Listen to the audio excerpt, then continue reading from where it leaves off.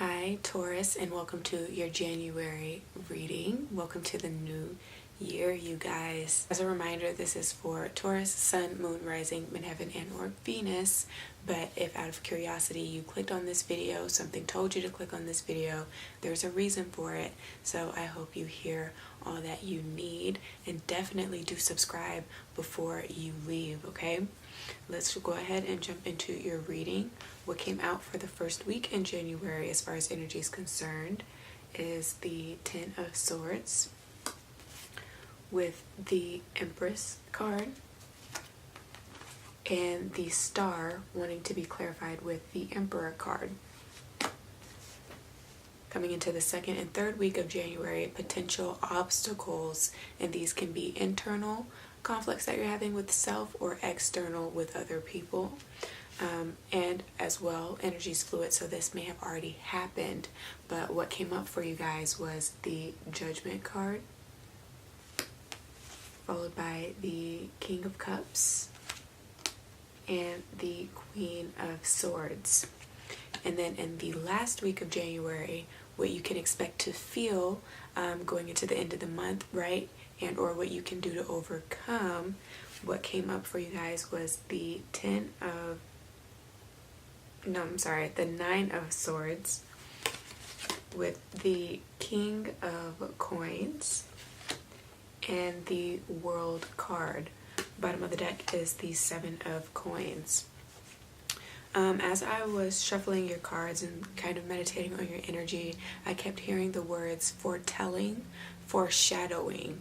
So are you guys foreshadowing a great tale as far as the trajectory of 2019? Have you seen a glimpse of what life can very well be like, feel like, and or look like for the new year? Maybe based off of the resolutions that you've made before the new year, you know, on New Year's Eve, things that you have been quietly contemplating, things that you greatly want to change, any miracles that you might need to see in your life next, right? Because you are definitely coming to the end of something here with this Ten of Swords. It might be the end of old patterns of thought, you know?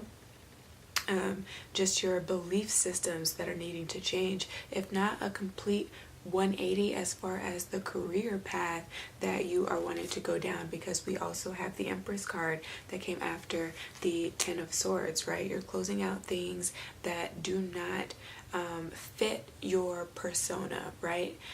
You guys are really wanting to speak to and seek and go after things that are really authentic, that are really true to self, okay? With this Empress energy that is here, you're really wanting to harvest or cultivate things that have longevity, okay? You're not feeding into necessarily your fleshy, carnal, animalistic desires anymore. You see bigger for yourself, and so you're trying to accomplish more, but it's going to be more in alignment again with who you are. You guys are really going to be in your power coming into the beginning of the year. Things just feel very electrifying for you guys. You just are really going to be feeling like you can take on a lot. But make sure, although the Temperance card isn't here, make sure that you temper the feeling of abundance and feeling like you have all of the energy to do everything with taking those moments to rest, okay? You don't want to burn out. It's being there for people, but finding other ways to be there for them without it being financial or without it being completely energetic, right? Where you have no more energy to tend to the things that you also are responsible for, you know? So it's really learning that thing that has kind of held you back. Again, old patterns and old belief systems from 2018, and closing that out in the new year and being very serious about it, you know, keeping to that promise with this Empress energy, okay? And then as we are going into the second and third week of January for you guys, you have the Judgment, King of Cups, and the Queen of Swords. I do also want to mention, as I was shuffling the cards, that the Chariot card, Cancer's energy, wanted to come out along with the Ace of Swords. You might be dealing with a Cancer, having difficulty with embodying Cancerian energy.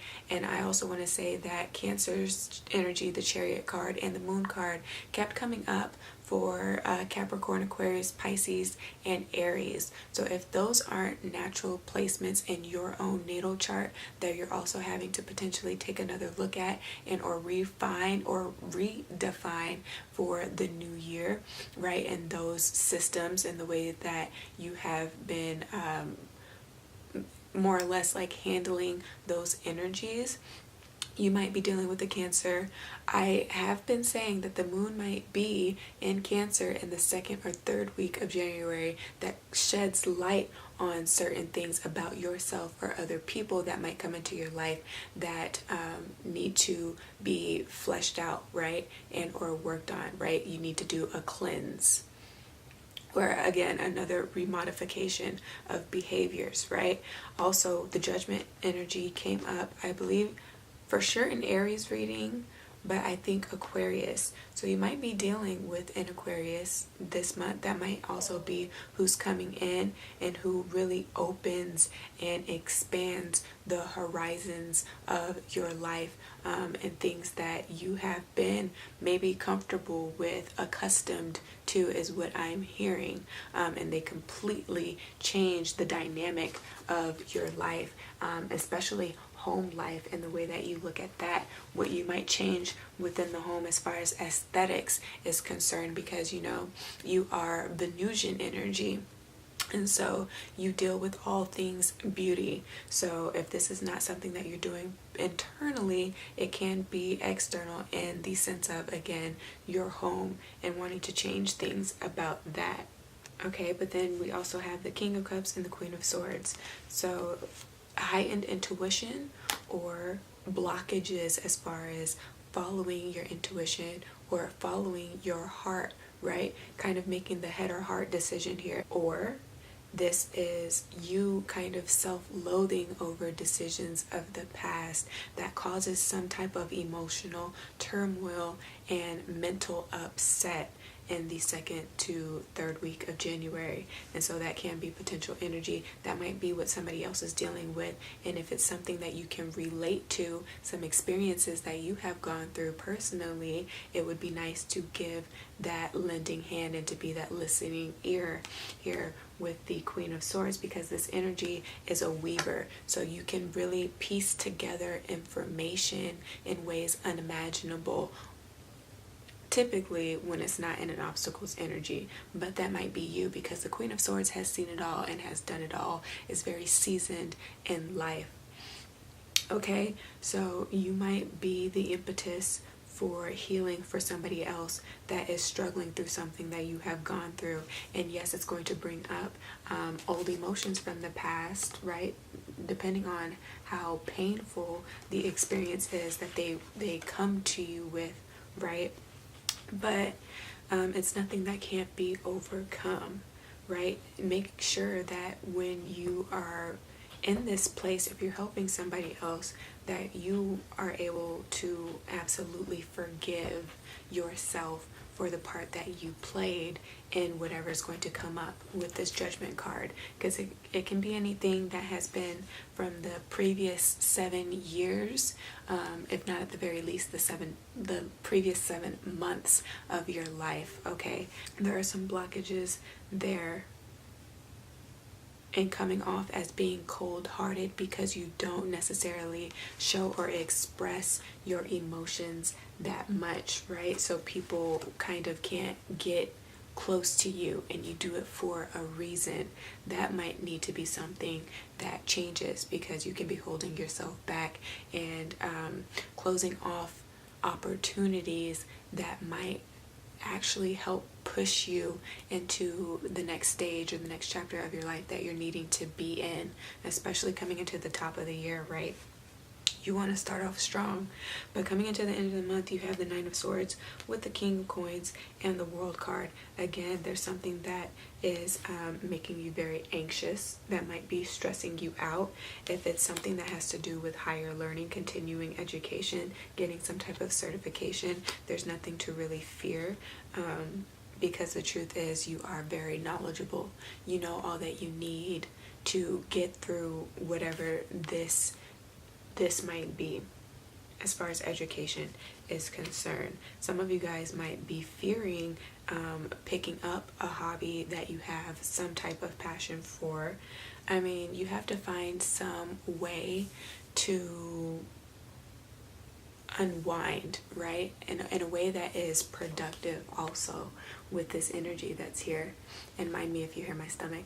But you have to find something that you can do that can kind of keep you and keep your mind active, right? Especially as you get older, you don't want to never exercise the mind and the body, because if you kill that, then the body and the soul also dies, you know what I'm saying? So it's never too late to jumpstart or restart, or reorganize or refinance whatever this is that you're doing in your life to make it easier for you, to help you out. Or that can just be like a healthy distraction from all the other things that you have to, again, think about and or that you are responsible for here, because you do often feel like the weight of the world is on your shoulders. You know, also there is a lot of opportunity that's going to open you up in the world, that's going to open you up as far as you trying to build a name for yourself in the world, right? A reputation, something that is reputable, you know, something that other people would recommend others to try or to do or to listen to, you know. So you're really involving yourself and getting yourself back out there as far as relations, working on communications, working on, again, creative pursuits, writing pursuits, stuff like that, where you can be more of a public figure, or you influence the world by way in which what you do. Like if you're a social media influencer, stuff like that.